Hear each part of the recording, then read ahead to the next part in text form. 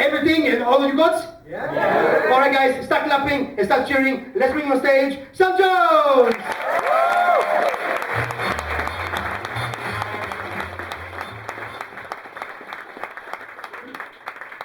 Yeah, so my name's Sam, and I'm probably the dumbest smart guy you'll ever meet.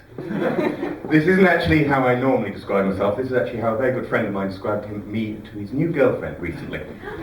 You might think I was upset. No, I wasn't. I just went, right, yeah, I see that. Obviously, he's a very good friend of mine. He's allowed to get away with such things. I actually often have difficulty describing myself to people. Unlike the other acts you're seeing tonight, I'm not actually currently in active research. I sort of work on the hinterland of academia. So I find it quite difficult to explain my job. The best I've ever come up with is I'm a thinker for hire. Basically, if you've got a problem and some money, I'll think about it.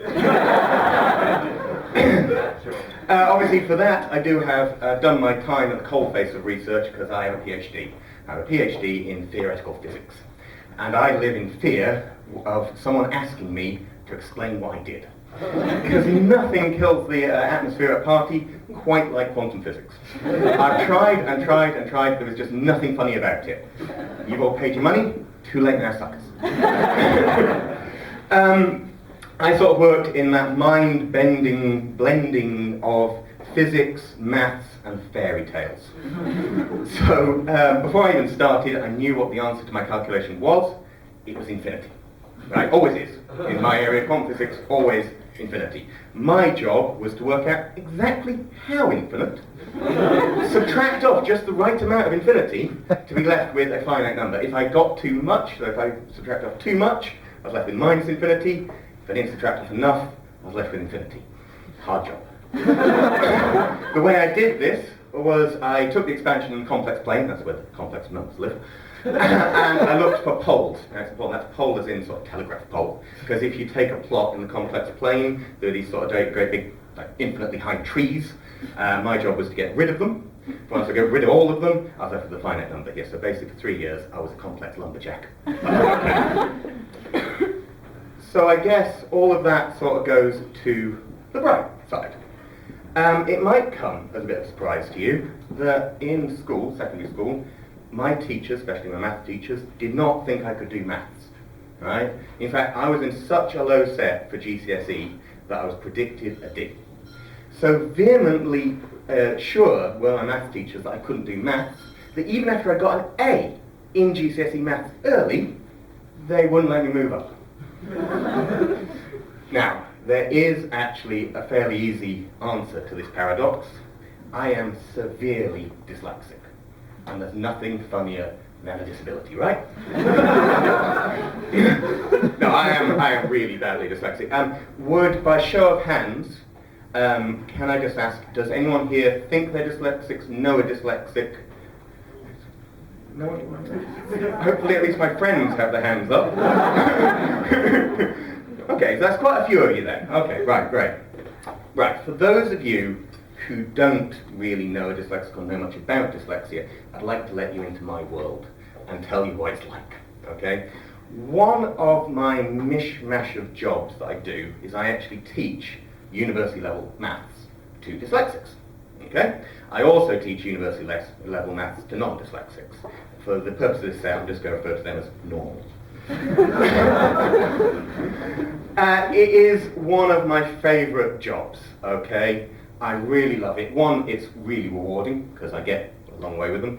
Secondly, because at some point, with virtually every single one, we come to a point where we reenact the scene from Jaws, where the captain and the marine biologist are showing each other their scars.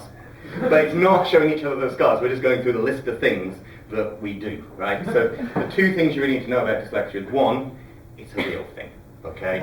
I know that sounds a bit deaf, but even before I did the tutoring of both groups of people, I started from one. But it's very clear that the dyslexics think differently to the normal people. The second thing is, it is a smorgasbord of problems, and you can have a few of them, or you can have all of them like me, okay? So we go through, we start off, it starts fairly easy. Do you have trouble spelling? Yes, no. Do you have trouble reading? Yes, no. Do you have trouble with bad handwriting? Yes, no. Do you do the name thing? Now, the first time I went, do you do the name thing, I was very worried the person was going to go, what, the name thing? Instead, they went, what? Well, you mean I remember absolutely everything about a person apart from the name. And I went, yes, yes, that's it. I was so happy to hear that. So there are lots and lots of sort of problems and lots of difficulties. I'm going to tell you about two in particular I have, which have affected my maths career. The first one is I have what's known as seriation difficulties. I can't remember a series. I have to build a story around it. Now, this means that counting is quite hard, at least up to 10. After that, it sort of repeats. So, even into primary school, I counted to 10 by going 1, 2, 3, 4, 5. What am I in cars? 6. It's a good job I had motion sickness, otherwise I was screwed at that point. So, I can't remember a series. The second problem I have is I have a very small, what's known as working memory. This is the bit of the brain you use to actually do things with numbers and such like. So basically I can only remember 5 numbers, or I can only work with 5 numbers at any one time. As soon as the 6 comes along, it just sort of forms a Newton's cradle. This one knocks this one out. Okay, so about 5. So when we come to do mental arithmetic, times tables, I can't remember them, I've got seriation difficulty. So I have to work them out every single time, okay? And to do that, I have this problem that I have the small working memory. So I am going to do a piece of mental arithmetic for you. Right? We're going to choose a problem back. So I'm going to go for 6 times 8, okay? Sorry, no, it's 6 times 7.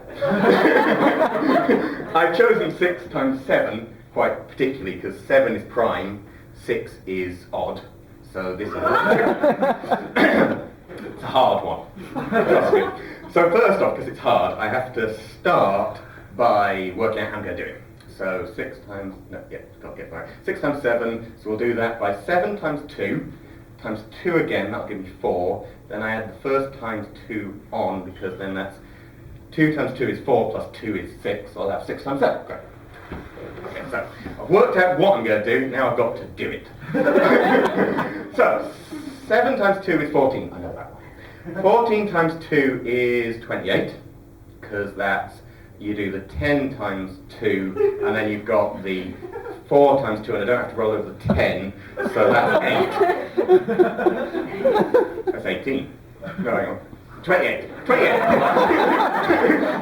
There we go. Right, okay. Oh, crap, I've forgotten what it was. Right. Now you see, because we've got past the 5, so I have to go back to the start to use my short-term memory to remember what the question was, which is good because it was the prime and the odd number. So I've got 6 times 7 to start with, and so now I've just got to do it again. Okay.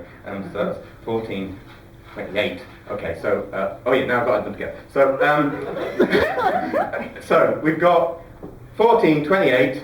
So we've got 1 plus the 2 is 3, so that's 30. Then we've got, oh, now we go roll over the 10. So now I've got a problem, because there's the 8 plus the 4. I now use my visual memory to do this bit. So I see a little pattern of 8 dots, a little pattern of 4 dots. I take the 2 over, because that makes a stack of 10. And I've got the 2 left over, so that's 12.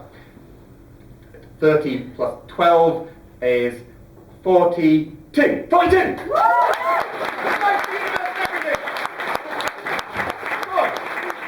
Every time. What you need to know is that wasn't a pun, right? There is no way that's a pun. For one thing, if you think I have that level of problems, what's the chances I've remembered my script? I wrote it out, and I can swear to you, this is the first time I've done it like this. It vaguely represents this, but it ain't this. So, you can sort of understand why my math teachers did not think I could do maths. Because if every time they gave me a problem, I had to go through that, well, just imagine how many mistakes I made. Imagine how long it takes me. Imagine what would have happened if they'd just given me a calculator. I mean, a calculator, that would have sorted it all out. But unfortunately, I wasn't allowed one for some reason. I don't know why. Yeah, so, yeah. It's not that I can't do it, it's just that I'm running the race with one leg tied down my back. And maybe I am actually good at the maths because every time I had to do a piece of mental arithmetic, I had to break it down into its constituent parts. But we'll never know. Thank you very much. My name's Sam. I'm probably the dumbest smart guy you'll ever meet. If anyone feels that they are touched by the topics in this set, I will be running a counselling session at the bar.